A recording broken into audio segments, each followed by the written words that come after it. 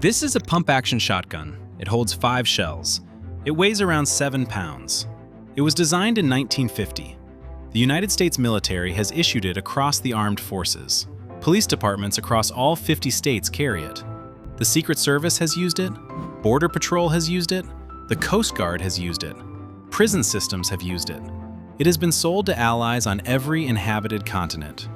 It has been declared obsolete, replaced by semi-automatic designs, passed over in procurement, and written off by every serious defense analyst who looked at what modern combat actually requires. And right now, in 2026, the Remington 870 is still being issued, still being trained with, and still being used for breaching and specialized close-quarters roles by agencies that have tried everything that came after it. When you understand what happened the one time the military thought it had finally found something better, and what that replacement revealed the first time it was actually needed, you'll understand why a 75-year-old pump gun refuses to die. To understand the 870, you have to understand what American law enforcement and military units were carrying in 1950, and how badly everyone involved wanted something different. The standard American military shotgun in the post-war era was a Winchester or Ithaca Model 37 or 97, designs that trace their lineage back to the 1890s. They worked. They were robust, simple, and extraordinarily lethal at close range. But they were also products of a different manufacturing era. Machine tolerances were inconsistent. Parts were not interchangeable across manufacturers. A receiver from one gun would not accept components from another. Training was weapon-specific. Logistics were a nightmare. The broader shotgun market was fracturing. High-end guns were expensive and slow to produce. Cheap guns were unreliable. The military and law enforcement agencies that depended on shotguns for facility security, perimeter control, and confined space work had a simple need: a shotgun that any soldier or officer could pick up, operate reliably in any condition, and maintain without specialized knowledge. In 1950, Remington engineers Wayne Leake and Philip Haskell started from a clean sheet. The design they produced was not revolutionary, it was the opposite. Deliberately, almost aggressively conventional. A steel receiver, a twin-action bar system that eliminated the binding problem that plagued single-bar pumps under stress, an internal extracting and ejecting system with no external moving parts to fail, a cross-bolt safety a shooter could operate without breaking their grip. The result was the Remington 870 Wingmaster, introduced in 1950 and adopted almost immediately by law enforcement agencies that had been looking for exactly this kind of weapon. The military followed. By the late 1960s, the 870 had entered U.S. military service, especially with Marine Corps and Navy units, alongside other combat and riot shotgun types. It went to Vietnam, where American soldiers used it in jungle ambushes, tunnel clearance operations, and base perimeter defense. What happened next was not the story anyone expected. In the jungles and river deltas of South Vietnam, the combat shotgun found its environment. Against an enemy that moved at night, closed to contact range in dense vegetation, and used the jungle itself as cover, a pump action loaded with buckshot was not a secondary weapon. It was the only answer that worked at the distances where the fighting actually happened. At ranges where rifles were still acquiring targets, the 870 had already ended the engagement. But a different story was emerging alongside it, one that would define how the military thought about the 870 for the next 30 years. The same characteristics that made the pump action lethal in a jungle firefight made it a liability in the minds of procurement officers thinking about the next war. Against Soviet armor formations in Central Europe, against mechanized infantry at range, against anything that looked like the conventional high-intensity warfare the Pentagon was planning for, a pump shotgun with a 5-round capacity was an argument waiting to be lost. The Army began asking a question that sounded reasonable on paper. If you could replace it with a semi-automatic that held more rounds and fired faster, why wouldn't you? The answer was that nobody had built that gun yet, but they were about to try, and when they did, the 870 would be declared obsolete for the first time, and what replaced it would set the stage for everything that came after. The first serious attempt to displace the 870 came in the 1970s, when the Army began evaluating the Mossberg 500 series and a range of semi-automatic designs. The Mossberg was cheaper to produce, lighter in some configurations, and offered genuine competition. The military hedged. Both guns stayed in service rather than one replacing the other. That hedging was the first signal that nobody was confident a superior replacement existed. The second attempt was more ambitious. In the 1980s, the Franchi Spas 12 generated real interest.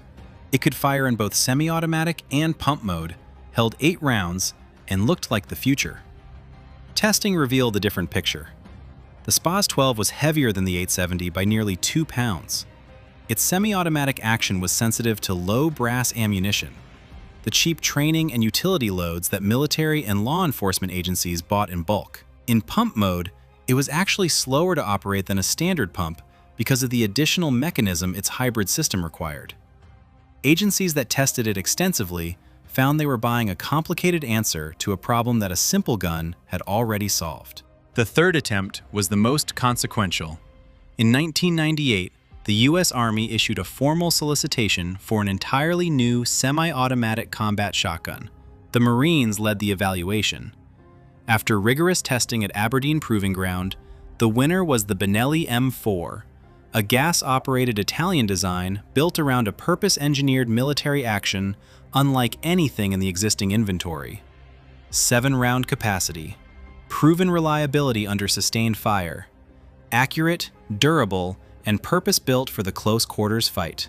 In 1999, it entered service as the M1014 Joint Service Combat Shotgun. On paper, the era of the pump-action combat shotgun was over.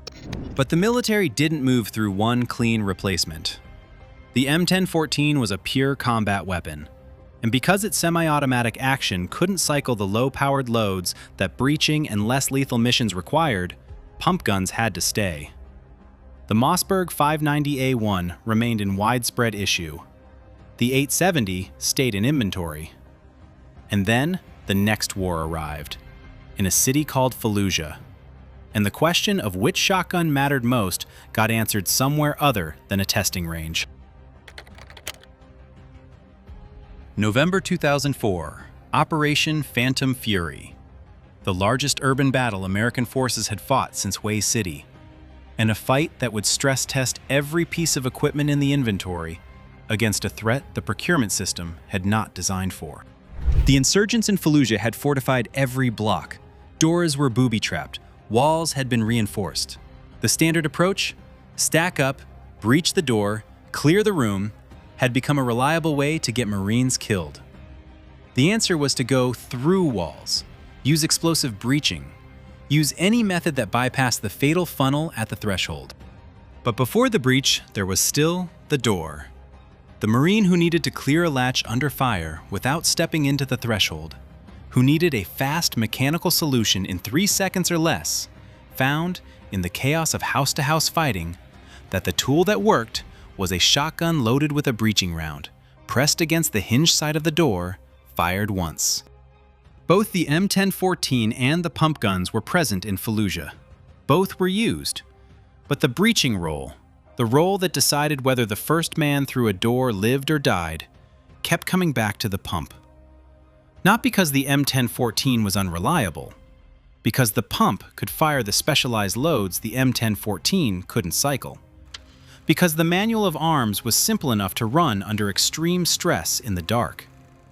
Because nothing mechanical could fail at the worst possible moment.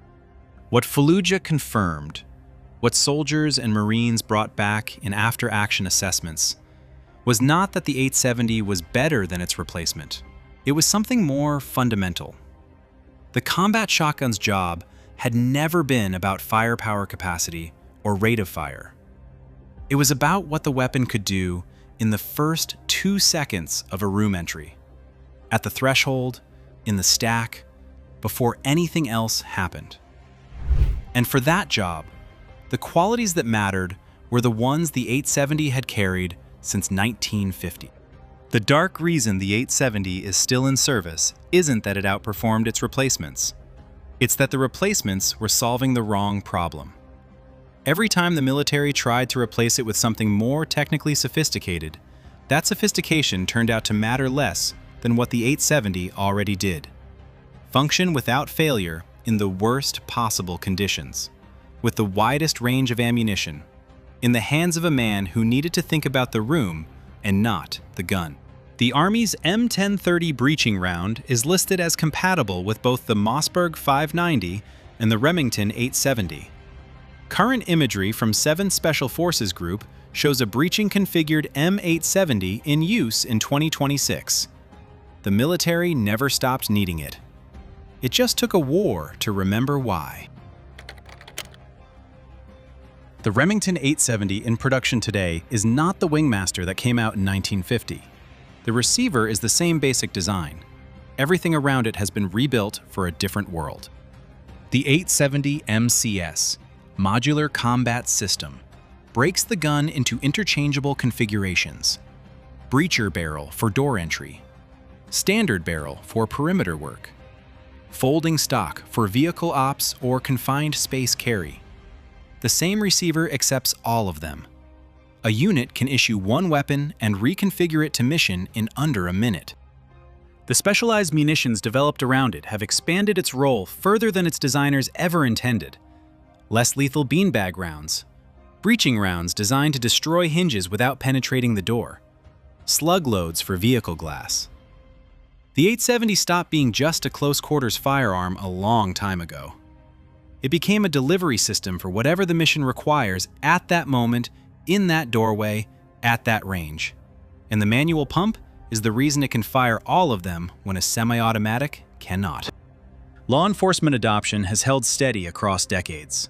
The 870 remains among the most widely issued patrol shotguns in American law enforcement.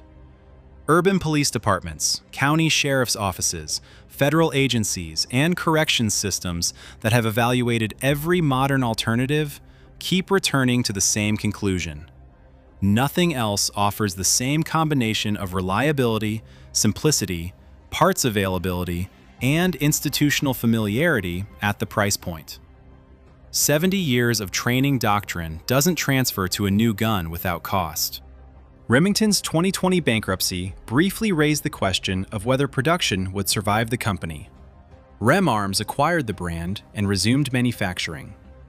The historic Ilion, New York factory, where the 870 had been made since 1950, closed in March 2024, and production moved to LaGrange, Georgia. The gun outlasted the building it was born in. Because in every conflict where close-quarters combat matters, and it always matters, in every war human beings actually fight, the man at the door needs a weapon that will cycle the next round in any condition, with any load, without asking him to think about the mechanism. He needs to think about the room. The 870 lets him think about the room. There is a category of weapons the defense procurement system is always trying to improve. They are too simple, too manual, too limited in capacity against whatever threat assessment is justifying the next program. The logic for replacing them is always sound on paper, and it always meets the same wall. The paper and the door are different environments. The Remington 870 outlasted the Mossberg Challenge, the SPAS 12, and the M1014. Not by winning any competition, but by remaining necessary in a role that more sophisticated weapons couldn't fill. It survived its manufacturer's bankruptcy and came back into production. It has been carried in every American conflict since Korea, and will be carried in the next one. The engineers in 1950 asked a simple question. How do you build a shotgun that works every time, that anyone can maintain, that fires whatever the mission demands? They answered it with a steel receiver and twin action bars. 75 years later, the factories are still running, because nobody has improved past the answer. And in the places where the answer matters, nobody has stopped needing it. If this is the kind of depth you're looking for, the engineering, the battlefield, the reason things survived when they weren't supposed to, subscribe.